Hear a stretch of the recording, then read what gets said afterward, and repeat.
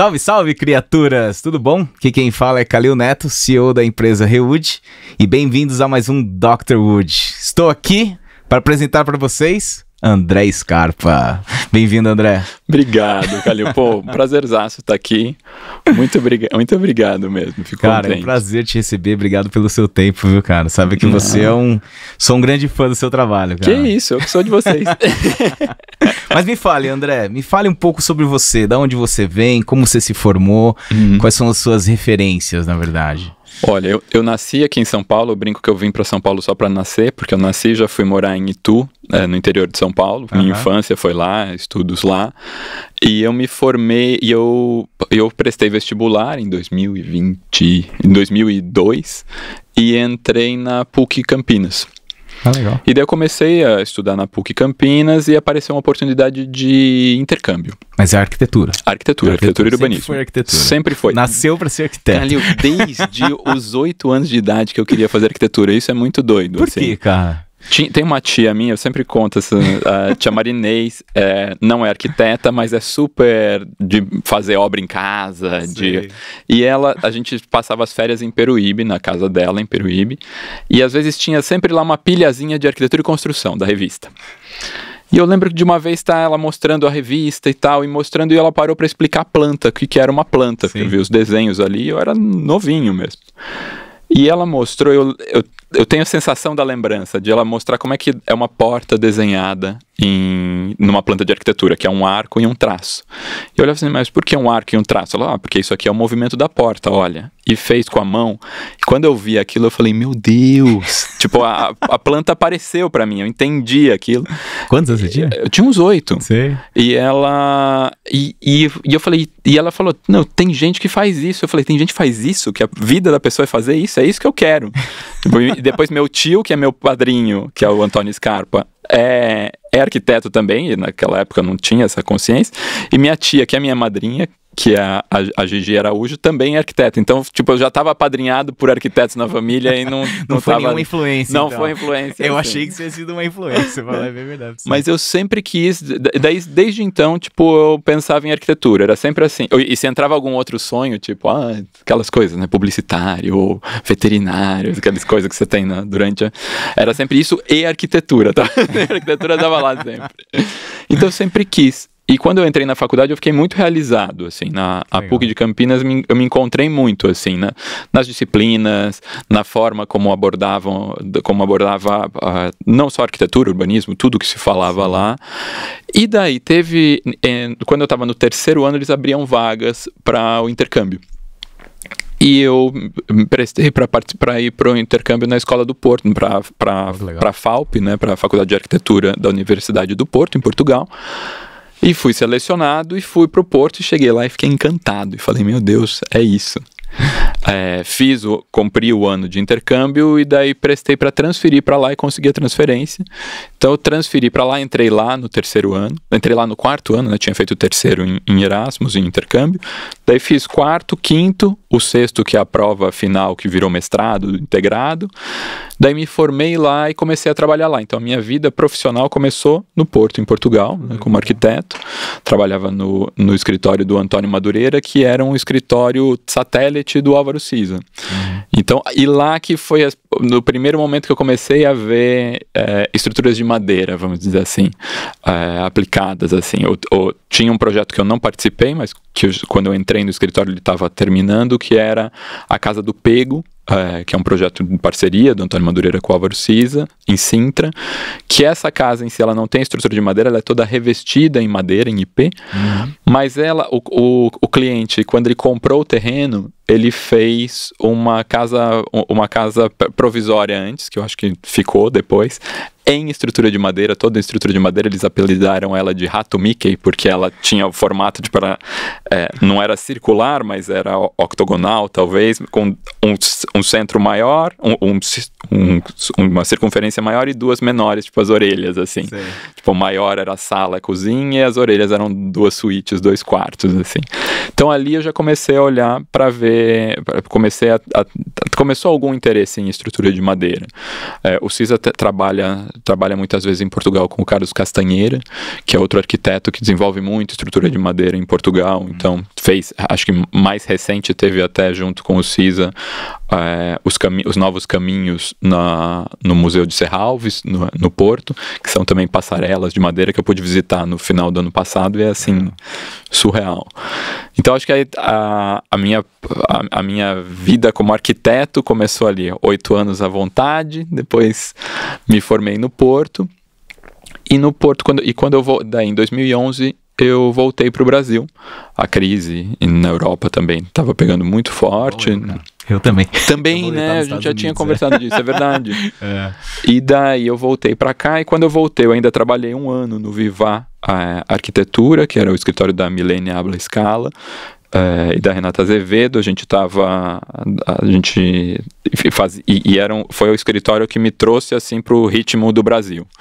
Né? Assim, enquanto em Portugal eu estava num ritmo muito de ateliê, de tempos de projeto, de vai visitar a pedreira, vai escolher o mármore. Aqui a loja não sei o que comprou, era um projeto de shopping, eu entrei no executivo do Iguatemi Campinas. Nossa! Então era assim, a loja tal comprou 3 lojas e agora eles querem uma entrada por ali, a escada rolante vai virar para lá e eles já estão construindo. Era nesse grau, assim.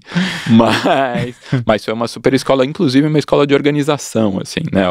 Eles terceirizavam para a Flávio Gasperini, então tinha muito metodologia de projeto, metodologia de classificação das coisas, todos os layers tinham um motivo para ter um nome tal, ia entrar na prancha de tal jeito.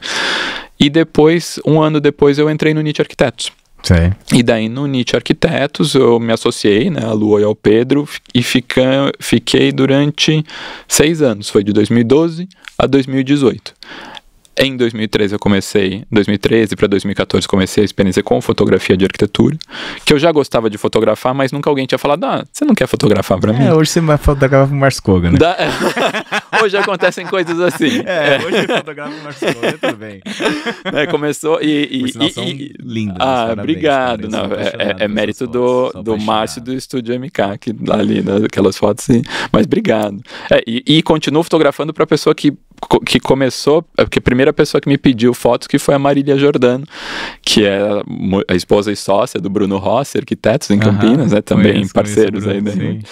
E então a gente continua, ela pediu, ela ainda estava trabalhando em outro lugar, me chamou para fazer fotos. Aquilo foi startando também, foi me dando mais frentes de trabalho e hoje eu fotografo para eles também, então é muito legal. Então daí eu tenho essa frente da arquitetura, a frente da fotografia. Sim. A parte da fotografia também puxou o interesse para os passeios de arquitetura, né? Comecei a fotografar com o Instagram em 2014 também. Ia postar as fotos que eu fazia de arquitetura ao meu redor ali e o Madureira, que foi meu chefe em Portugal, falou: por que você não coloca o nome do arquiteto, o nome da obra e a data? Só, porque assim você vai criando um catálogo e a gente que está aqui longe vai vendo. Nossa, é isso. Comecei a fazer o ArcDaily, selecionou como uma das contas a serem seguidas. Foi super legal. Eu lembro, isso acho que faz uns 10 anos agora. Sei disso porque o Manuel Sá, que é fotógrafo, também a gente se conheceu nesse momento, porque na mesma lista estava eu e estava o Manuel. E daí a gente se conheceu, começou a fazer, e também foi crescendo isso da fotografia, e eu fui fazendo os roteiros também de arquitetura. Então hoje, com a Super Bacana Mais, que foi um projeto que eu desenvolvi no Nietzsche Arquitetos, daí viraram a Vivian e a Júlia, donas da Super Bacana, viraram minhas parceiras para os passeios. Então hoje com a Super Bacana a gente faz os passeios de arquitetura. Então, é assim, parece muita coisa, mas é tudo monotemático, entendeu? Nunca vai para um... É uma baita experiência, cara. E daí, com o Marcelo Barbosa, agora tem o Betoneira, que é um podcast que mistura um pouco de tudo para falar sobre pessoas, arquitetura e cidade. Eu vou fazer 2 perguntas para você. Oba. Primeiro, eu quero saber da experiência que você teve, principalmente em Portugal, pro Brasil. Qual que é a grande diferença de tocar um projeto lá em Portugal, seja do mesmo nível, residencial, pro Brasil? O que te tropicaliza? O que é, na verdade, uma diferença? Olha, o que eu sinto, a diferença principal, assim, são os tempos das coisas. E principalmente lá... Eu lembro da gente ter muito... Não é a gente ter tempo. As pessoas terem mais consciência dos processos. As pessoas que não estão envolvidas, né? Os clientes, que eu quero dizer com isso? A gente entra um projeto no escritório, começa com o estudo prévio, faz o estudo prévio, aprova, daí vai o anteprojeto ganha mais informação, daí entram os complementares, são contratados, faz-se o projeto executivo. O projeto executivo é orçado num pacote, e daí é apresentado para o cliente, vamos seguir. Começa a obra aí. Entendi. Essa é a diferença. Tudo definido já. No Brasil, faz-se o estudo, mas pera, com o estudo já posso aprovar na prefeitura? Não, já deu para aprovar, olha, então já vou mandar o cara fazer a terraplenagem, e daí a gente já pode começar, olha, o engenheiro de fundações, ele falou que ele já consegue, mesmo que não termine ainda, lança e as pessoas vão... Aí o pessoal me liga, viu, lança a planta de cargas. Lança a planta de cargas, não sabe nem como é que vai ser ainda, né? Então tem essa coisa, e que por mais que... acho que falta até das pessoas ganhar, e talvez seja uma meia-culpa nossa também de expor isso mais, mas das pessoas ganharem essa consciência de que isso não é uma economia. Muitas vezes é um gasto. Então, né? mas essa é outra pergunta que eu ia fazer pra você.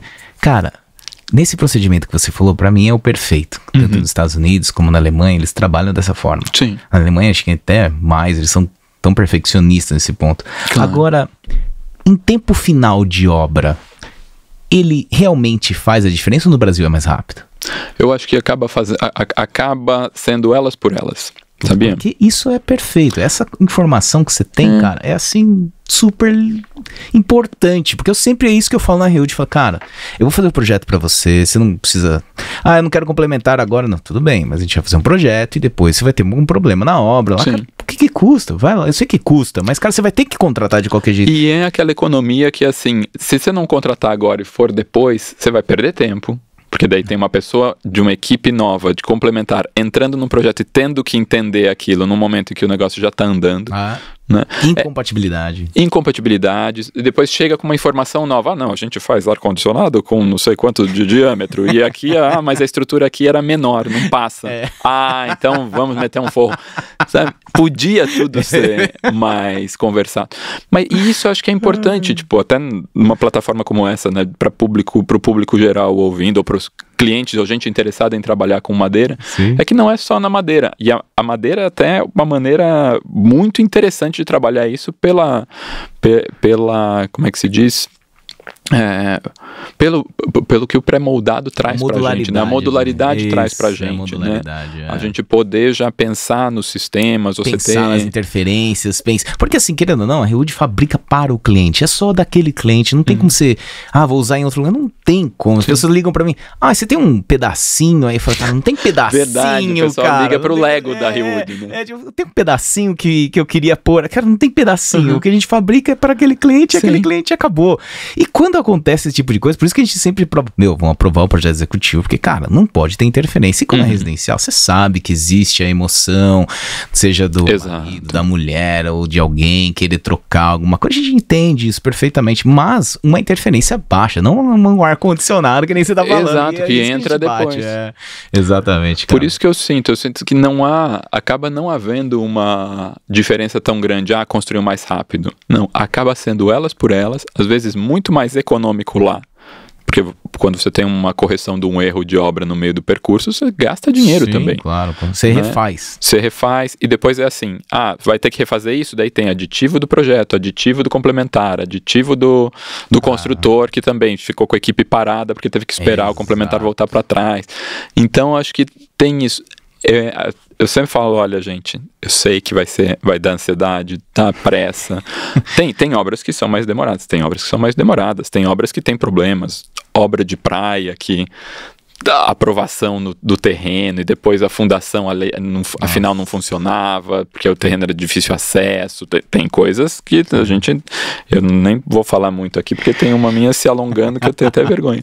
Mas como é que se diz? Mas no geral, a gente entrar num projeto, né, no início de construção, com todos presentes na mesma página, é sensacional. Isso é sensacional. Não, eu também acho, eu prezo muito por isso. Eu entendo que muitas vezes você tem que tomar um seu tempo para escolher, mas eu acho que é para isso também que serve o arquiteto, para indicar as pessoas a qual ele melhor trabalha, para que a gente possa realmente ter uma mesma linguagem ou eventualmente já ter problemas que tiveram que podem ser resolvidos de uma certa solução que já foi feita para o projeto. Exatamente. Em outros projetos e experiências em termos juntos. Acho que é isso, na verdade. Exatamente. E me fale mais sobre o seu podcast. Olha só. O Betoneiro.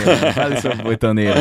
O Betoneiro, ele nasceu, eu sempre querendo falo... ou não, eu sou o cara aqui de fora, entendeu? O cara já tem muitos anos de podcast. Não, já estamos indo pro terceiro, vai.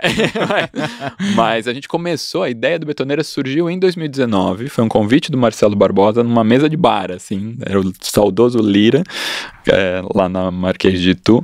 Ele falou assim, o Marcelo sempre me provocou falando, André, a gente tinha que fazer alguma coisa, não sei, um blog de arquitetura. Eu falei, mas você consome blog de arquitetura? Não? Tipo, o que vai ser? Não sei o que é. E daí um dia ele chegou pra mim e virou e falou assim, André, podcast. Eu falei, olha, eu não consumia podcast. Eu falei, olha, pode ser, acho que vamos dar mais uma olhadinha.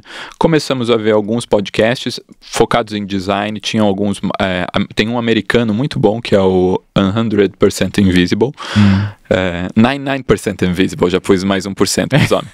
99% Invisible, do Roman Mars, e que é um podcast muito bom, e pegava num tema assim que parecia nada, e de repente ele está falando de arquitetura ou de design.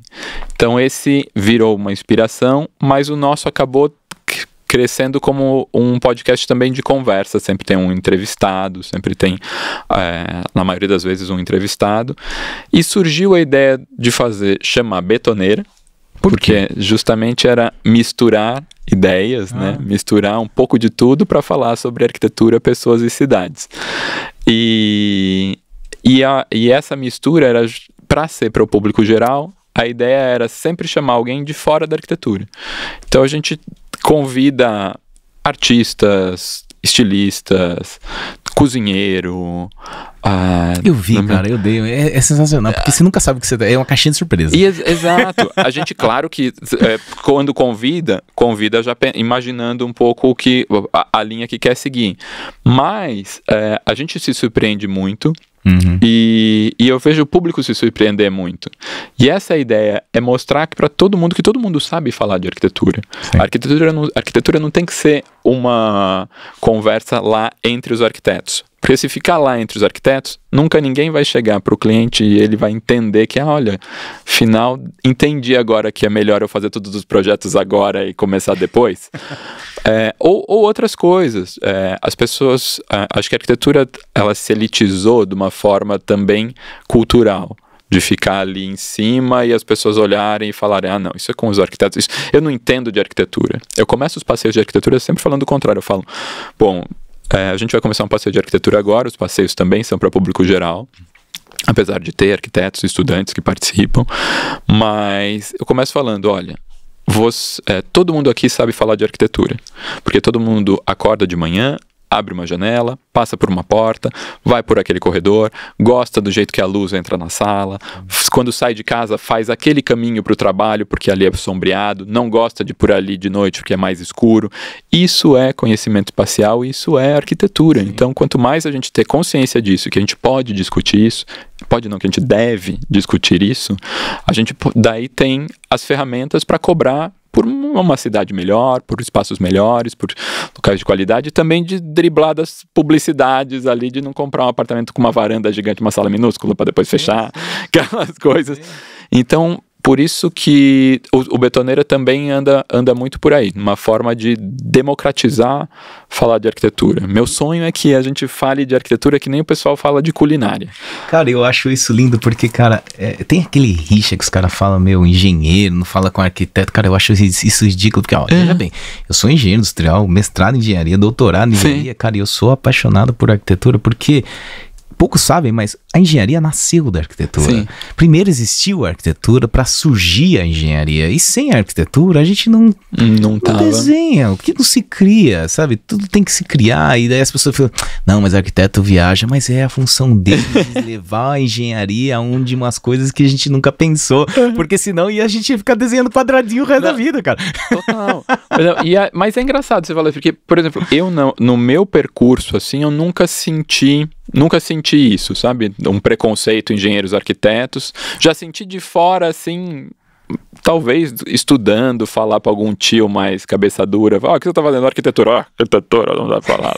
Tinha que fazer engenharia. Isso, mas se foi só. Se foi, não, sim. Porque de resto, sempre acho que... Até daí, de novo, reforçando essas coisas de passeios, de podcast, de comunicação, né? Acho que a ferramenta maior tem que ser sempre a comunicação entre todo mundo. Sim. Então, se a gente cria esses preconceitinhos, já corta um pedaço ali, né? De possibilidades. Então,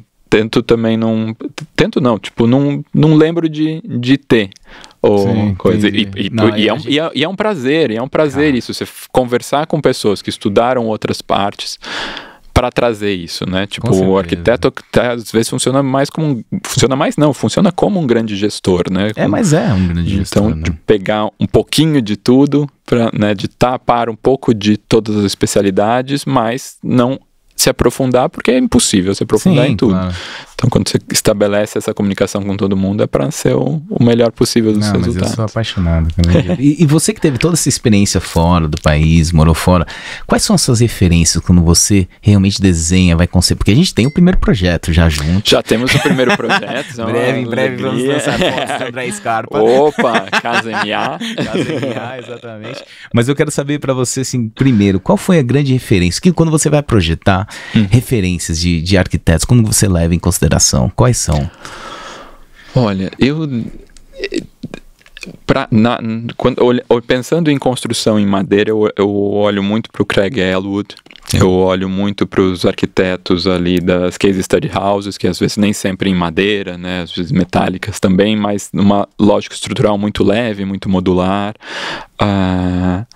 Eu gosto de olhar para esses lugares que eu acho que tem muito a ver com o clima aqui do Brasil, né? As casas na Califórnia, né?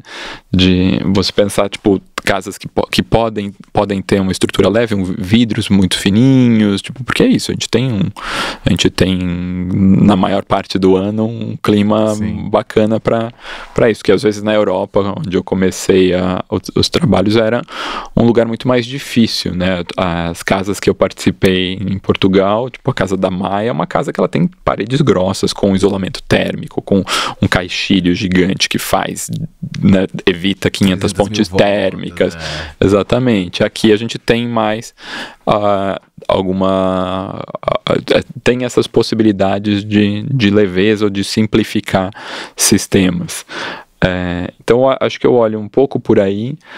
Eu gosto também de olhar,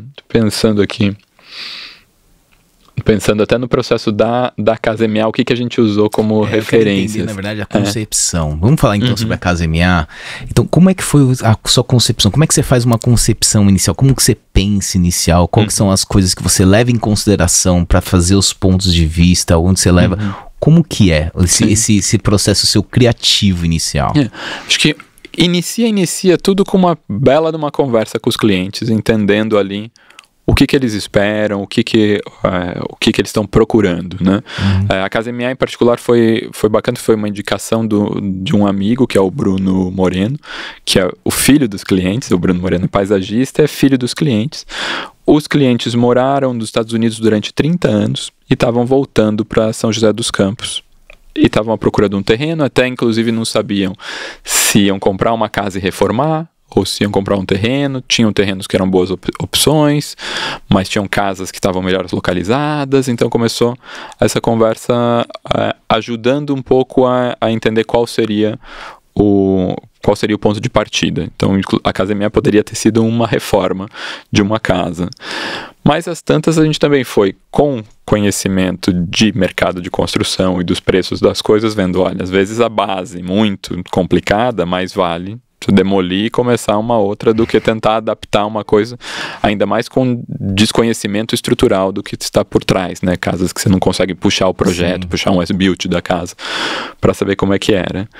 Eu sei que nessas conversas eles encontraram um terreno num dos primeiros condomínios de São José dos Campos e tinha um terreno que nem tinha casa construída, era um terreno de esquina, que foi um dos últimos terrenos que sobrou ali. E pensaram, André, você acha? A gente olhou o que se podia ou não, se podia ou não, a gente olhou o que tinha de interesse ali. Tinha uma orientação solar interessante que permitia que a casa ficasse um pouco mais fechada para a rua e mais aberta para o próprio terreno. Em condomínio, a gente sempre pensa um pouco na privacidade também. Os recuos favoráveis, apesar de ser de esquina, a gente conseguia aproveitar bem a casa. E acho que começou com a ideia de um casal de engenheiros aposentados que está voltando para cá. E era para ser a casa ser simples, a casa ser fácil de utilização, bem conectada com o exterior. Acho que quando a gente faz uma casa, a primeira coisa a casa está num terreno, então eu quero poder abrir e sair para fora. Não quero ter uma casa que para sair eu tenho que descer e chegar, senão eu tenho um apartamento. Sim. Acho que se eu puder conectar, o máximo que eu puder conectar com o espaço em volta e o máximo que eu puder ampliar o interior para o exterior, é o goal de você morar numa casa. E daí ele tinha um terreno, ele tinha uma certa declividade, e a ideia foi semi-enterrar a casa, até para ganhar um pouco de privacidade da rua, e na parte mais baixa do terreno poder entrar por uma garagem ali embaixo, fazer o embasamento dela com garagem e passar todas as áreas técnicas por baixo, e depois subir uma estrutura o mais leve possível. Daí a madeira já vai dando seu alô. Subir uma estrutura o mais leve possível para essa casa se resolver nesse um patamar, assim, né? Para ela ser prioritariamente térrea. E com as varandas abrindo para a rua, com as varandas abrindo para o interior do terreno. É um casal que queria uma casa de 3 quartos, porque tem 2 filhos, então teriam a suíte deles e uma suíte para cada filho quando eles viessem visitar. Dessa organização também vai nascendo de tentar criar o núcleo deles, suíte principal, sala, cozinha, mais unido, e essas suítes que são dos hóspedes, filhos que vêm de vez em quando, ficarem mais afastadas. Então, tem um corredor, mas é um corredor que não vai ser tão utilizado, que não precisa estar ali no dia a dia, ser mais passos no dia a dia. Então, ao contrário das vezes que a gente vê que a suíte principal termina no fundo do corredor e abre para uma coisa, não. Aqui a suíte principal está próxima da sala, você pode ir pela sala tanto pela varanda quanto por dentro da casa. Achei legal isso daí, um conceito diferente mesmo. E a gente conseguir, como é que se fala? Otimizar os percursos na casa. Otimizar, não só otimizar espacialmente, de conseguir ter menos corredor, ter menos gastos de espaço, mas também criar mais possibilidades. Eu posso vir por aqui, eu posso vir pela varanda e acessar o quarto, eu posso descer no jardim e vir por uma escada, subir pelo outro lado. Nunca ficar com a casa meio fins, assim, com lugares sem saída. Sim. Eu acho que isso também, se você está num terreno, num condomínio fechado, numa casa, você poder fazer vários percursos é legal não só depois no uso, porque te dá a sensação de amplitude espacial, mas inclusive na construção. Porque às vezes está um pessoal lá sentando o porcelanato e não pode passar agora, mas o pessoal da coifa está chegando, então eles podem ir pelo outro lado que tem acesso também. Então eu gosto de pensar também nesses espaços mais circulares, assim, você poder não se delimitar, tipo, entra por aqui, vai até ali, depois para sair é só por aqui. Sim. Então, o conceito dessa casa e tudo que eu estou falando está muito baseado nas conversas que a gente teve com os clientes, né? Eu e a Rosário, que é a minha sócia, e que a gente foi puxando por eles e ao mesmo tempo trazendo daí coisas que a gente acreditava serem interessantes, que a gente gosta, experiências que a gente teve daí não só em Portugal, mas nos niche arquitetos também, de estrutura pré-moldada, tanto em madeira quanto em estrutura metálica. Eu contei um pouco de Portugal e depois não contei, né, de dentro do Nietzsche Arquitetos. Daí sim eu tive experiência com construção em madeira e com construção em estrutura metálica.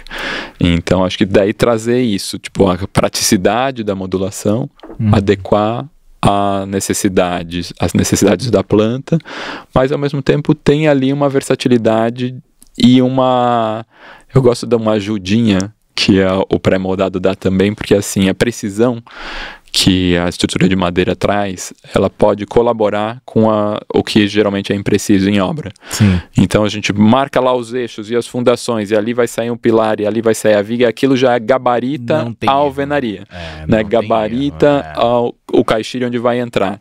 E isso é fantástico. Isso também é uma mais-valia daí nesses processos até. Quer fazer mais rápido daí? Quer ganhar tempo? Estrutura pré-moldada. Não contrata agora, corre depois já começa. Escolhe os projetos já antes e compatibiliza tudo antes. E nessa casa, você pensou já logo em madeira ou não? Você foi fazendo moldes e daí você chegou no material madeira? Nessa das referências já foram surgindo madeira. E o próprio cliente queria madeira? O cliente tinha passado algumas referências não ligadas muito à materialidade. A gente já tinha sondado eles. O que vocês acham? O que vocês acham de construção pré-moldada? O que vocês acham de construção seca? Não é toda a casa, não é construção seca, não, o embasamento é concreto, até porque o terreno é inclinado e tem uma contenção ali a ser feita, mas a partir da base, depois a casa tem 3 grandes paredes de tijolo, que a gente queria também brincar com um tijolo artesanal e trabalhar com a térmica do tijolo e com o visual também. Mas a estrutura de madeira sempre teve presente desde o começo. Tinham 2 inspirações, referências assim. Uma era uma casa do Georg Knudsen, que é o arquiteto dinamarquês que fez a Ópera de Sydney, né? Mas que tem casas maravilhosas assim. Então, inclusive eu acho que é a casa dele mesmo, uma das primeiras casas dele também, com paredes de tijolo que estruturam depois uma cobertura leve de madeira. E outra referência é o Louisiana Museum of Modern Art, que fica na Dinamarca também. E ele tem muito também as paredes brancas de tijolo, e em cima disso vem apoiada a estrutura de madeira, e a estrutura de madeira com as vigas transversais não cruzando as vigas principais, por cima, sobrepondo. E me interessava essa sobreposição. Você sabe que esse é perfeito quando se desenha com madeira, né? De você não ter você não cortar a viga. Todo mundo acha no Brasil que vamos fazer acoplanar. Cara, sobreposição é o pulo do gato. Por isso que eu gosto do seu projeto.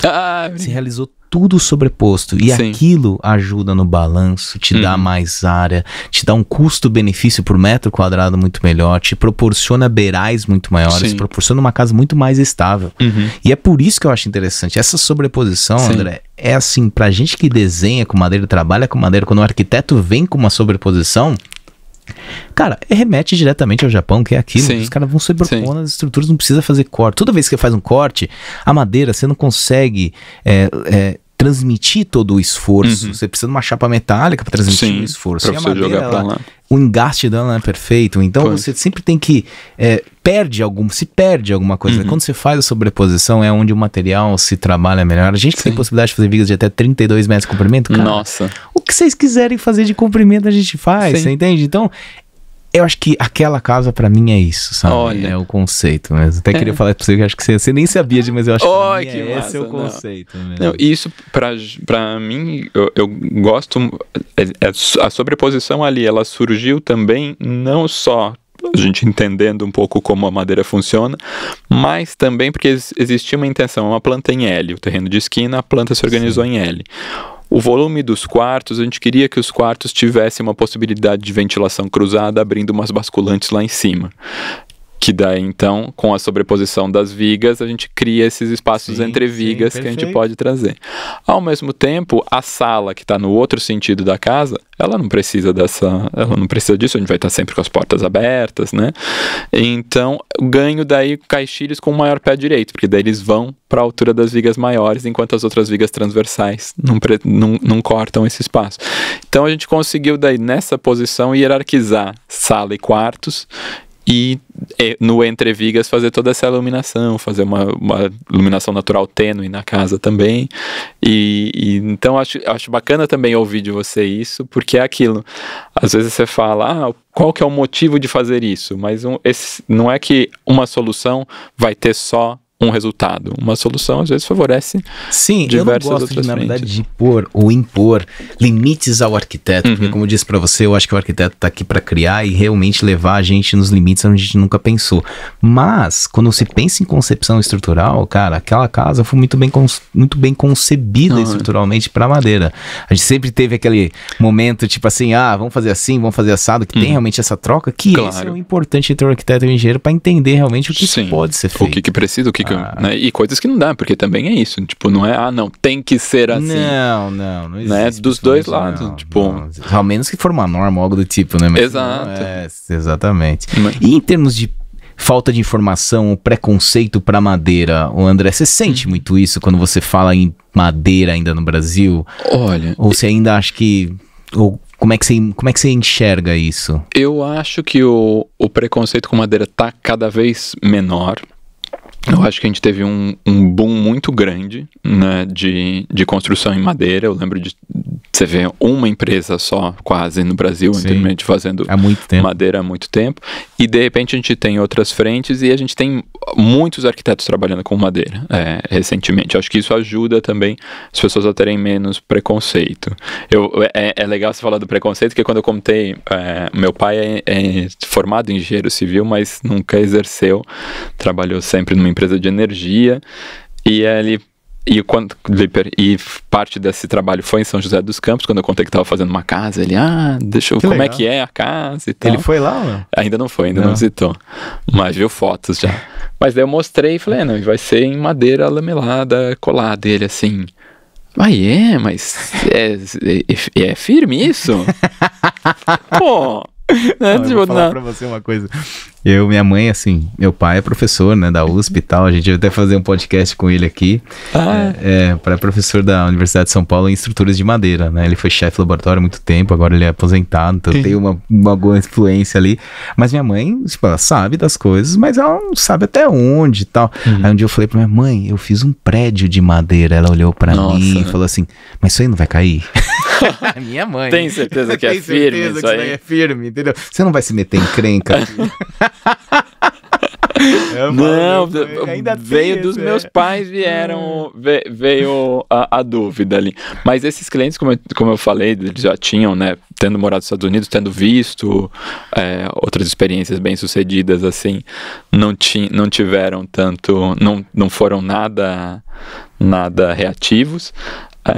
Mas eu lembro, tô pensando aqui até de outros momentos, até no Nietzsche Arquitetos, teve momentos de balizar o que é melhor, estrutura metálica ou madeira, mas o pessoal já mais aberto a esse tipo de estrutura. Acho que a gente tá num momento muito melhor para esse tipo de estrutura, até ecologicamente falando.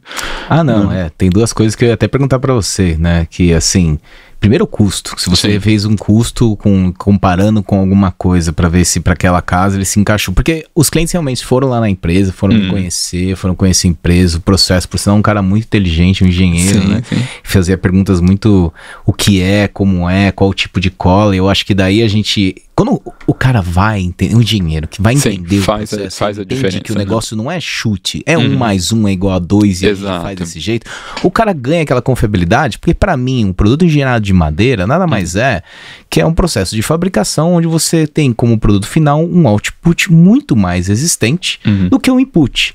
É um processo de fabricação, viga de aço, minério, passa por processo de fabricação, você tem uma resistência mecânica igual no material onde você consegue utilizar na construção civil com uma durabilidade também com um processo de repetibilidade que arquitetos e engenheiros conseguem desenhar e concepcionar muito melhor com aquele produto por ter uma homogeneidade melhor. A madeira, o produto engenheirado de madeira, não a madeira, mas o produto engenheirado de madeira, é esse o conceito.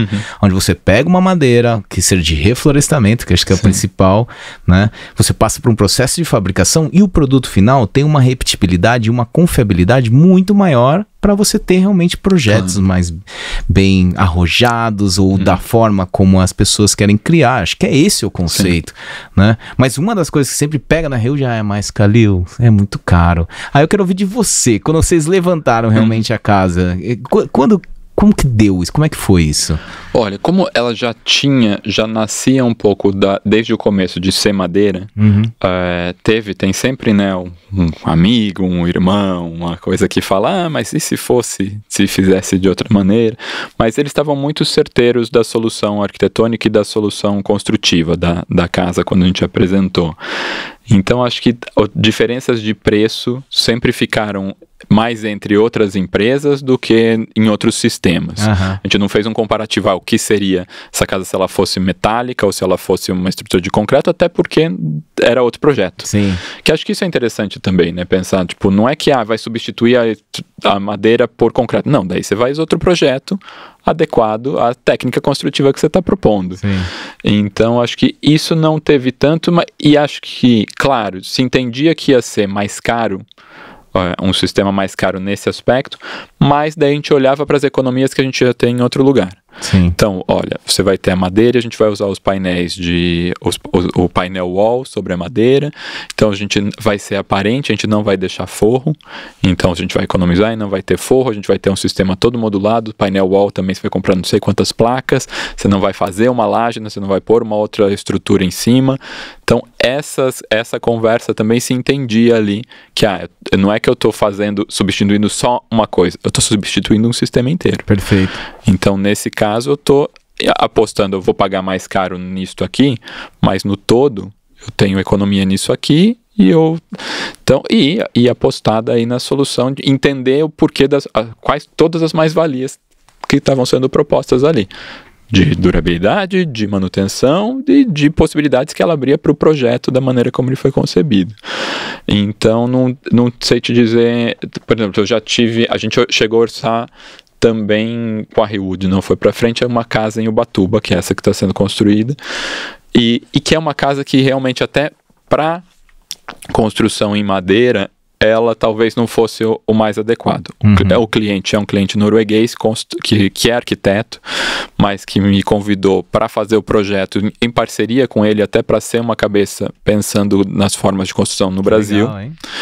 Esse processo é muito legal. A gente começou em 2018, o projeto, os primeiros contatos em 2018, o projeto começa final de 2019, mas burocracias, com legislação, o terreno tinha aprovação, mas faltava uma coisa, daí demora mais um tempo.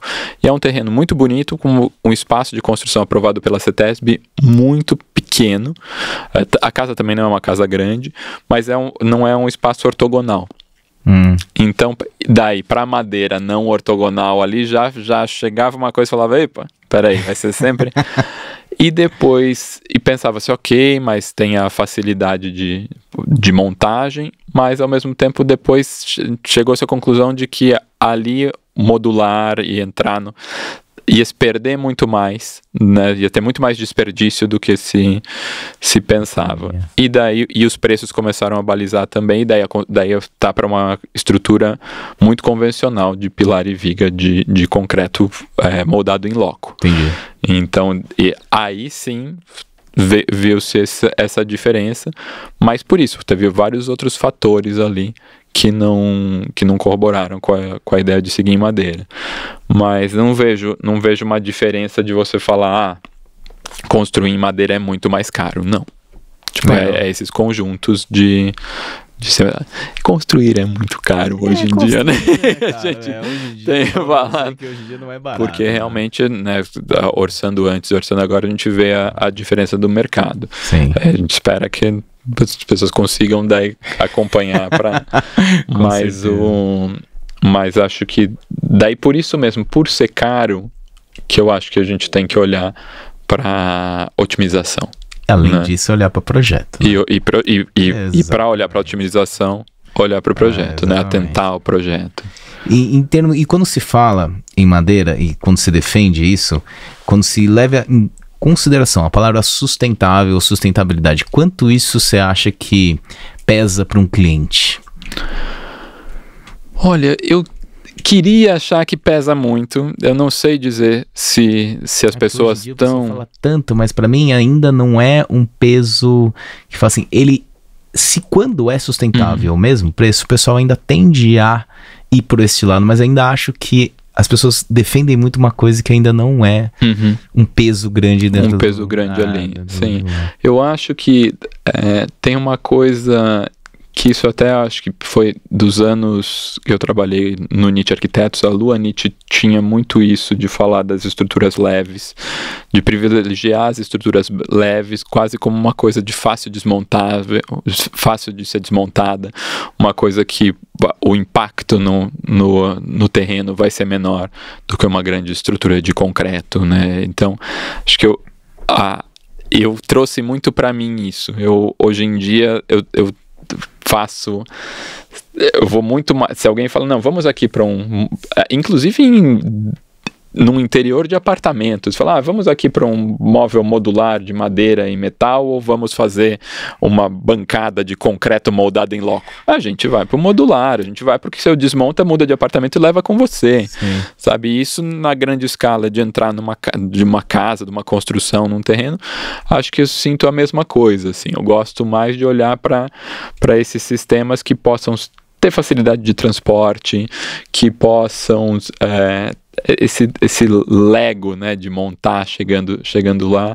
A gente no comecinho hoje do podcast falou um pouquinho sobre vocês fazerem a estrutura personalizada para aquele projeto. Sim. Mas você tem também uma pesquisa buscando, né, de repente um Lego a gente tem um padrão interno de comunicação e tamanhos exatamente, de como é o melhor aproveitamento, mas ainda existe uma solicitação, eu quero 1 centímetro maior, cara, tem isso. Sim. E a gente atende, você entende? Sim. A gente atende porque entende que o mercado, ele não é tão grande, ou ele não é tão vasto como deveria ser, ao ponto de eu falar, não, eu não vou fazer, porque eu também, se eu tenho a possibilidade, eu não tenho por que fazer. Claro. É claro que custa mais caro e o cara tem que estar ciente de que ele vai pagar mais caro, mas é uma personalização. Sim. Nós somos uma grande alfaiataria, então se você quer isso, cara, eu tô aqui para te atender. E eu acho que isso, na verdade, André, para mim, é o mais legal da empresa. Sim. Sabe? Toda vez é um projeto diferente, toda vez é uma concepção diferente, toda vez é um problema diferente, toda vez é uma coisa que não é um produto final, é uma solução. E por isso que a gente é solução estruturais em madeira, sabe? De forma a agregar não somente a informação junto ao projeto e ao arquiteto, principalmente porque eu acho que ainda no Brasil ainda tem poucas escolas de arquitetura que dão aula de arquitetura em madeira, né, em especialização em madeira, que você vai ensinando o arquiteto a desenhar, mas também partir coisas diferentes, sabe? Outro dia a gente tá fazendo uma viga de 27 metros de comprimento curva. Outro dia você tá fazendo uma viga, sei lá, de 18 metros, 20 metros reta, aí uma com contraflecha, e essa daqui tem um chanfro diferente. Outra vez a gente acabou de fazer um cemitério com uma viga toda usinada, sabe? Uma ponta fina no começo. Isso é legal. Sim. Porque toda vez a gente tá quebrando a cabeça. Também, às vezes, tudo bem, às vezes você vai encher o saco um dia, talvez, entende? Talvez. Sim. Mas chega num ponto que você fala assim, cara, acho que é isso que faz a gente ser o que nós somos, sabe? Acho que isso é um crescimento interno, sabe, da empresa. E você não acha que, por exemplo, mesmo com essa essa pessoa tem podcast, ela acha que ela é um entrevistador. Mas, cara, viu, né? Eu quero essa conversa, na verdade. Mas você não... Porque assim, eu acho que essa grande experiência com a personalização abre para cada vez mais conhecimento. Putz, fiz assim, apareceu esse problema, fui lá, fiz desse jeito, olha, deu certo, aprendi mais uma ferramenta para cá. De repente, reunir isso e conseguir condensar não é um produto que você vai entregar pronto, mas quase um sistema. Imagina se eu penso às vezes nos clientes que chegam e putz, não vou conseguir fazer porque é caro a estrutura, mas E se já for um sistema que a pessoa, claro, vai ter que falar, ok, é 3,20 metros de viga? É 3,20 metros de viga, não tem problema. Não, não, aqui eu quero 3,27. Não. Tipo, tem uma questão outro dia eu estava falando disso, da exceção. Eu acho que a gente vive num mercado que é muito o mercado da exceção. O cara quer estar preparado para todas as exceções. Então ele compra um carro gigante de 7 lugares, porque daí cabe a mãe, cabe a avó, cabe os 3 cachorros, e ele vai descer pra praia uma vez por ano com esse carro cheio com essa galera, e vai ser uma experiência meio traumática. Aí depois ele volta, e daí durante o resto do ano ele tá no trânsito de São Paulo com 6 lugares vazios, reclamando que tá um trânsito em São Paulo. Sim. Então acho que as pessoas, elas estão muito acostumadas a querer estar preparadas para a exceção e não a se buscar um recurso quando tem a exceção, quando precisa. Tipo, quando eu vou precisar, então eu vou alugar um carro grande e vou usar um carro menor na cidade. E isso vai também para a arquitetura. Não vou ter um apartamento de 300 metros quadrados para dar uma festa quando eu fizer 50 anos e depois no dia a dia eu ter preguiça de ir até o quarto pegar o celular porque eu esqueci lá, eu tenho que dar 80 passos. Sim. Tipo, cara, eu fiz isso já. Eu, em 2017, eu participei de um concurso da WWF. E eu fui, entre 3.500 trabalhos, eu fui chamado entre os 20 para participar de, se não me engano, era 4 semanas separadas, um em cada lugar da Europa, cursos e tudo mais de marketing, cursos de speech, de tudo, cara. E no final do curso a gente era selecionado 5 e a gente apresentava para investidores na Suíça. Tá. Cara, foi sensacional. E eu fiz um projeto que eu chamava de projeto modular, aonde eu colocava peças padrão. Então eu te entregava como se fosse um Lego, mas não a casa pronta. Eu te entregava uma solução de como usar aquelas peças. Sim. Pronto, uma casinha pequenininha. E daí dentro daquilo você podia desenhar qualquer tipo de casa que você quisesse. Olha que máximo. E eu fiz isso junto com a Arquitetura Mais, lá do Rio de Janeiro, que a gente fez o bondinho do Pão de Açúcar. Cara, e eles fizeram várias casinhas com vários desenhos. No final a gente ganhou em primeiro lugar. Olha que máximo. Foi bem legal, foi bem legal. E eu tenho esse modelo de casa. E se você quiser até mesmo compartilhar e até melhorar ele, porque a gente estipulou tamanho de viga, tamanho de pilar, tamanho de pé direito, de peça e tamanho de caixinha. Olha isso. Tá vendo? Eu acho isso... Foi bem legal. A gente não precisa ir tão longe.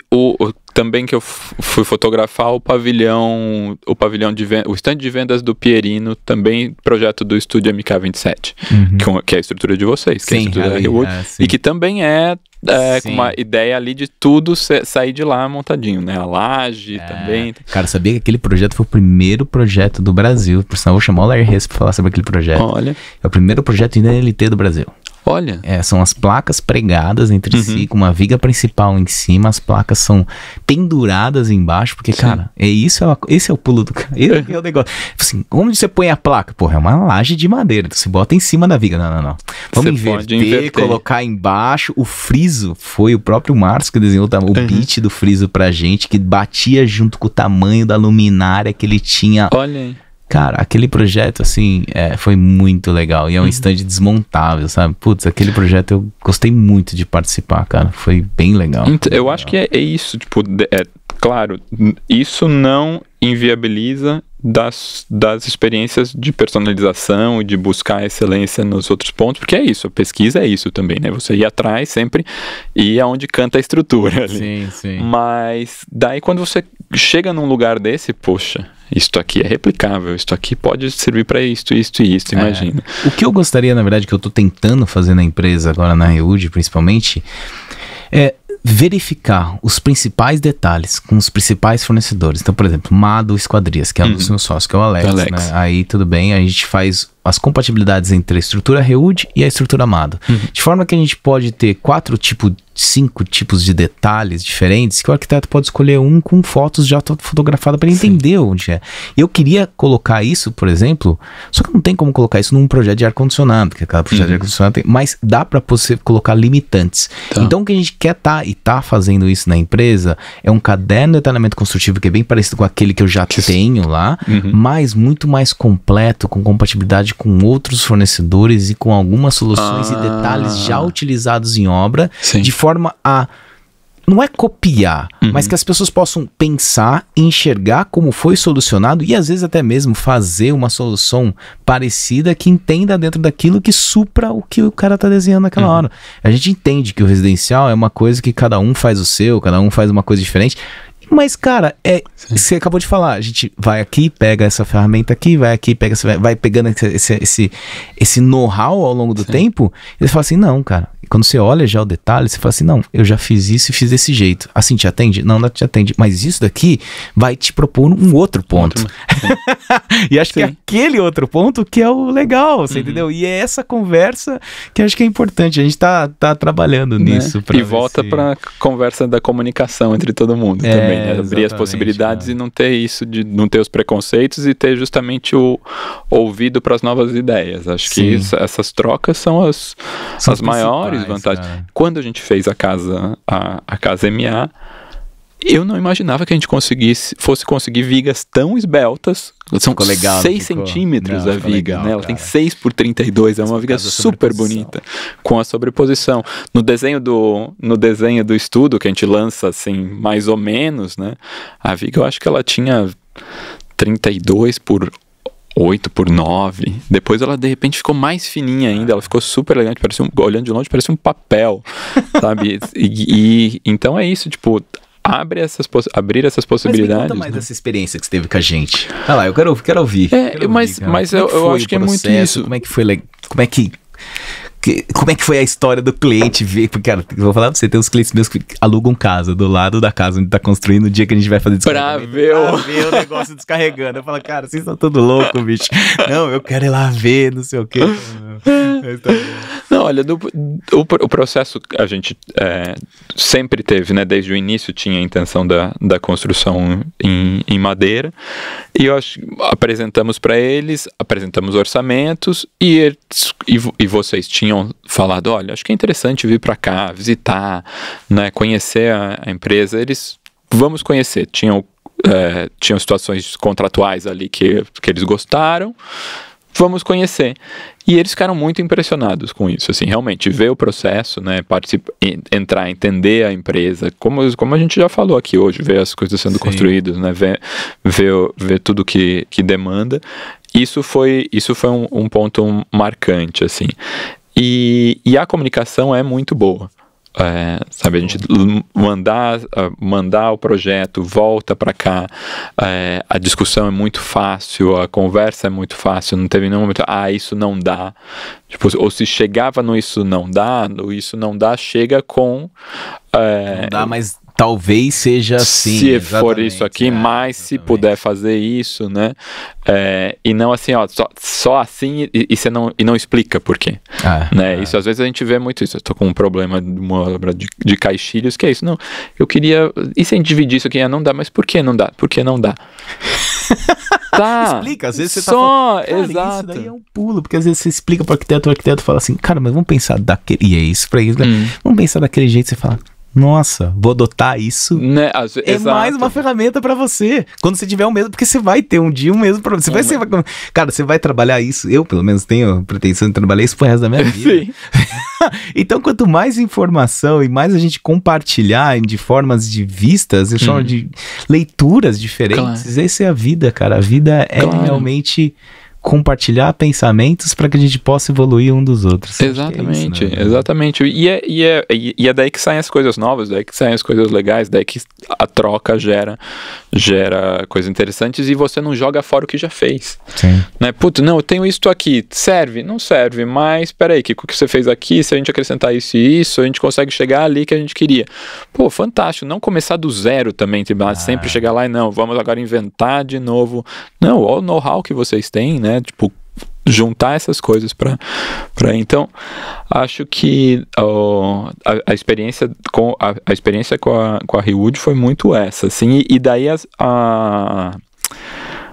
porque né, daí com o escritório próprio é a primeira casa. Sim, né? sim. A casa minha é a primeira casa completamente do zero, que não é parceria com outros arquitetos, assim, que é um desenho nosso. Então, a gente ficou muito contente, estamos bem felizes. Assim. Eu tô louco pra ver as fotos finais aqui do projeto. Também eu. Eu sou fotógrafo bom, cara. Depois você me indica eu que eu indico um fotógrafo bom. Tem um cara que tá muito ocupado. Pode deixar, eu te indico pra você. Mas foi bom, cara. Fico feliz que você gostou. Não, acho que até mesmo entendeu os prazos e tudo mais. Foi bem legal, acho que foi bem legal. Não, e isso não é nem questão de entender prazos, eu acho que também, daí os profissionais têm que estar. A gente reclama tanto dos clientes cobrarem, não, porque queria pra ontem, não sei o quê. Como é que a gente vai cobrar, a gente sabendo os tempos dessas coisas, né? Não lembro de ter problemas com prazos em todo o processo. Todo o processo foi super certinho, né, super no que já tinha sido estipulado. Se teve um prazo pra frente ou para trás, foi de o terreno não conseguiu estar preparado naquele momento, ou coisas assim. Qual foi o ciclo total da casa?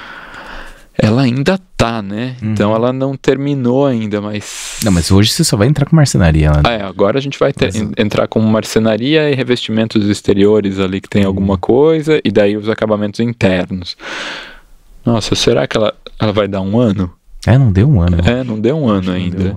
Então eu acho que ela em fevereiro daria um ano, né? Eu acho que sim. Então a ideia é que acho que vai dar um ano e 4 meses, um ano e 5 meses, ciclo, assim, que é um ciclo bom, assim. Padrão, exato. Desempenho, com certeza. E André, para finalizar, tem uma última pergunta para você, cara. Olha.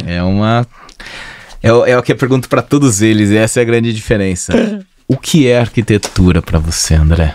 Nossa, é o mesmo que é pra você.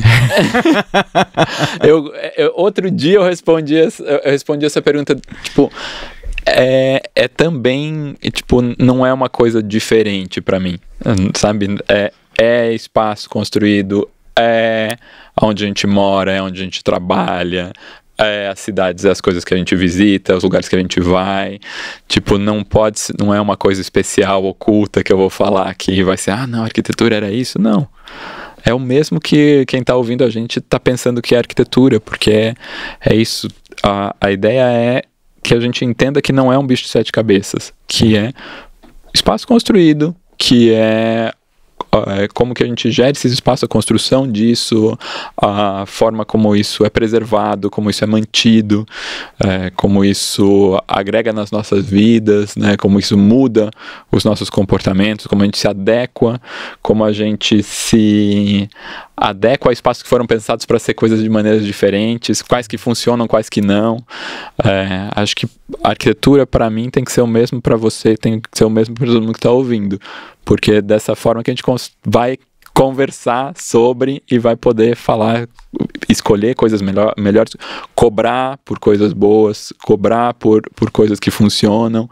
Então não pode ser um tema obscuro, oculto e que só os arquitetos falam. A arquitetura é para todo mundo igual. Sensacional, cara. André, queria agradecer pelo seu tempo. Eu que agradeço, mesmo. Foi ótimo ter essa conversa com você. Gente, espero que vocês tenham gostado, espero que vocês sigam a gente e curtam aí o nosso vídeo, tá? Espero que vocês tenham adorado aí. Obrigado, porque eu adorei. Obrigado mesmo. Eu que adorei. Obrigado mesmo. Prazerzaço. Muito bom.